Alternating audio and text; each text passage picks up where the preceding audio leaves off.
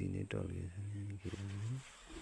शीत खाइसक्यो यसले, शीत खाइसकेपछि चाहिँ यहाँ माथि माथि टल्किँदै आउँछ होइन, मोती जस्तै टल्किन्छ कि खतरा रहेछ त। सही हो, दामी दामी दामी ब्रोले गर्छ जे होस्, दिमाग त पढै छैन हाम्रो ब्रोको।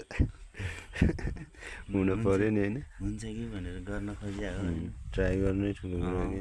सब कन्ट्रीमा छ यो, फेक छ क्या, तर उयो के भन्छ डक्टर सर्जरीद्वारा बनाएको मात्रै छ कि। मैले चाहिँ नेपालमा नेचुरल निस्किन्छ कि भनेर यो गरे हो कि, प्लान गरे हो कि। रियल होइन, रियल हो कि, प्योरवाला निकाल्नु पऱ्यो नि त, निकालेपछि होइन।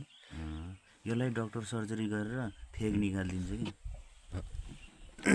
डाई हालेर निकालिदिँदो रहेछ कि।